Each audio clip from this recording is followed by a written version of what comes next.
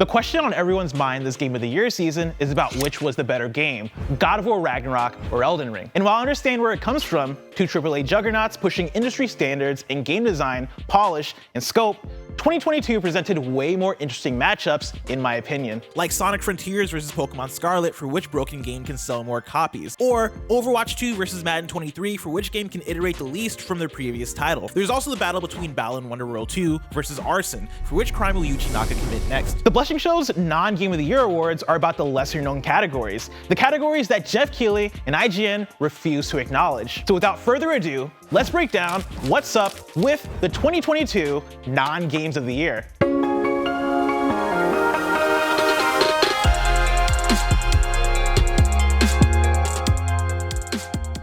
The I Didn't Expect to Love This So Much award. 2022 was a year of surprises. We got a Kirby game that took place within a Last of Us game. WWE 2K22 almost got me into the concept of Ultimate Team. And the cat from Stray ended up being so cute that it hypnotized the world into nominating it for Game of the Year. I'm on to that cat.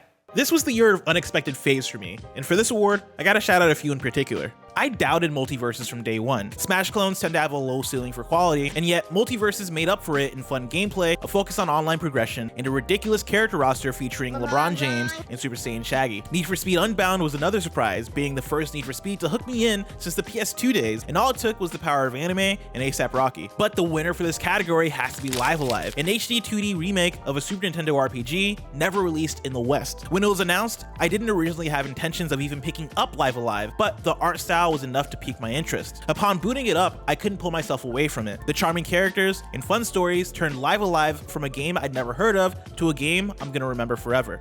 The best Steam Deck game. If there's any console that reigns supreme in 2022, it's gotta be the Steam Deck. Like sure, I got to play games like Horizon Forbidden West and God of War Ragnarok on my PS5, but the Steam Deck changed the way I play games. I'm a PC gamer now, so much so that Greg Miller is seeking my replacement. And I'm PC gaming without even a mouse and a keyboard, so much so that Andy Cortez is seeking my replacement. The Steam Deck has made playing games, old and new, so much easier, eliminating a lot of the hassle of PC gaming, but also opening up the benefits of PC, like a deeper library of games and a customizable experience.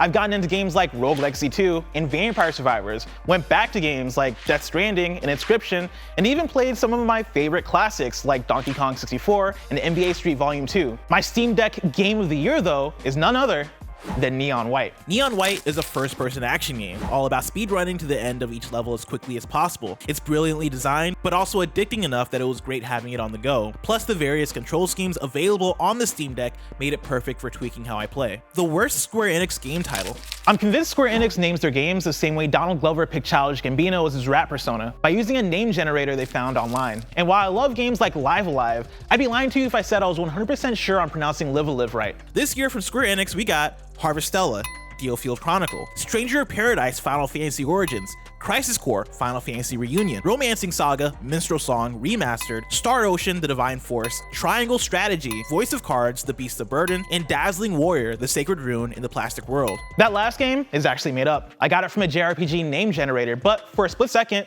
you definitely believe me. In that list, I didn't even name every weird Square Enix title to come out in 2022. One that I left out, and the winner for this category has to go to Various Daylife, a real name for a real Square Enix game that I refuse to believe wasn't made by a JRPG name generator. The best Sonic thing. 2022 might be the best year for Sonic the Hedgehog, and the worst year for the guy that created Sonic the Hedgehog. We got Sonic the Hedgehog 2, the movie, that was for the second time in a row better than it had any right being. We got Sonic Origins, a re-release of the classic Sega Genesis games in one collection for modern platforms. We got Sonic Frontiers, the best 3D Sonic game in years, shifting Sonic into an open zone collectathon that I damn near couldn't pull myself away from. And surprisingly, Frontiers isn't even my winner for this category, because at the last second of 2022, Sonic Prime released on Netflix.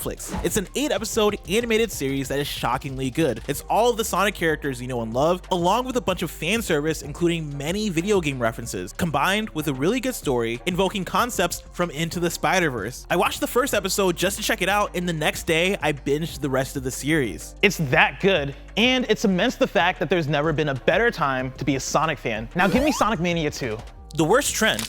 This one's actually a tough one because as someone who talks about gaming news every single day, there tends to be a handful of topics that cause eye rolls when they appear in headlines. For the first half of the year, it was NFT stories. For the second half, it was the pandemonium of the Microsoft acquisition of Activision Blizzard and their battle against Sony. And while these made up the bulk of controversial headlines in 2022, the worst trend, in my opinion, exists as a multifaceted issue plaguing game releases. In the last few months alone, we've gotten an increase of games releasing in less than ideal states. Sonic Frontiers has some of the worst pop-in I've ever seen. Pokemon Scarlet and Violet were doing their best impression of stop-motion animation. And Marvel's Midnight Suns and Callisto Protocol suffered bad PC performance at launch. Of course, a lot of this comes down to different variables, and a worldwide pandemic doesn't help the difficulty of making games. But one trend does stand out to me in particular. Platinum Games, Supermassive, and Game Freak all released multiple games in 2022 and struggled doing so. Dark Pictures' Devil in Me was the buggiest of any of Supermassive's games. Babylon's Fall is one of Platinum's worst releases of all time, and even though Pokemon Scarlet and Violet are selling incredible numbers, it's undeniable that they're tarnishing Nintendo's seal of quality. In my humble opinion, what these releases all have in common is a focus on quantity instead of quality,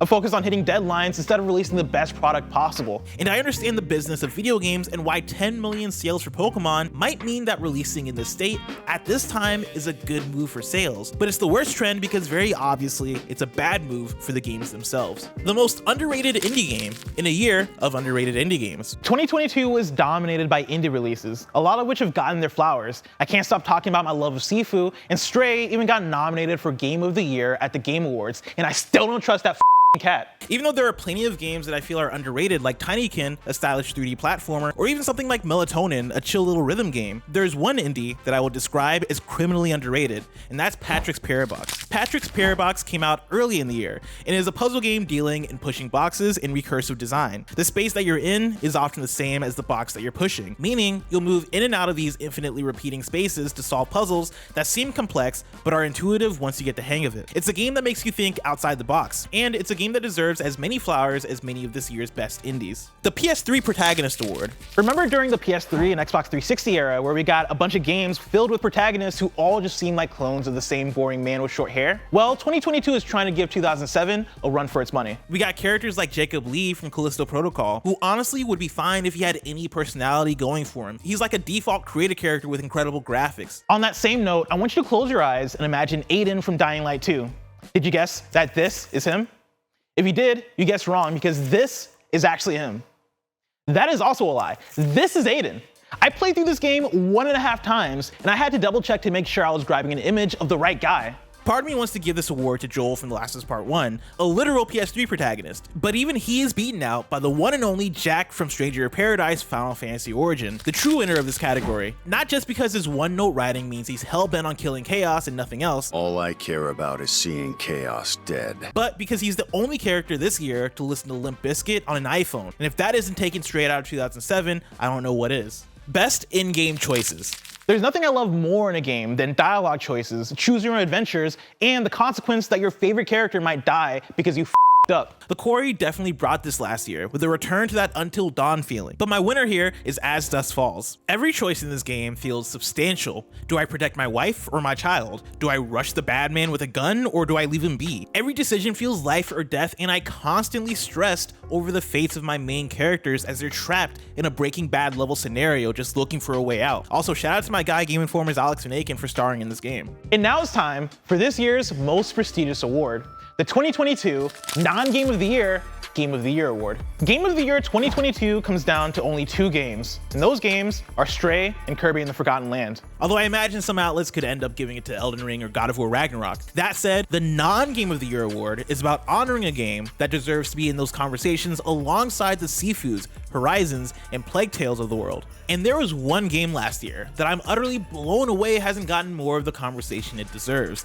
and that game is Immortality. Immortality is not only the most unique experience I had in a video game last year, it's one of the most interesting pieces of media I consumed in 2022. It's an FMV found footage game where you're responsible for restoring 3 lost films. These films are fully written and brilliantly acted originally for the game. As a player, you're tasked with sifting frame by frame through each film out of order, clicking on faces and props to jump to different scenes, a gameplay hook that was surprisingly compelling. Not only was I hooked on the gameplay of Immortality, the game's mystery carries it to a level beyond what Sam Barlow's previous games, Her Story, and Telling Lies did. There is an impressive density of content that is backed up with writing that dives into themes of cinema, sexuality, and the long-lasting nature of art and stories. It's a poignant game that, much like Shadow of the Colossus, Gone Home, Florence, and similarly transcendent experiences, reminded me of how special and versatile the medium of video games can be. It's also backed up by a brilliant performance by the cast, especially Manon Gage, who plays multiple protagonists across different films. It's a mesmerizing experience and one of those few games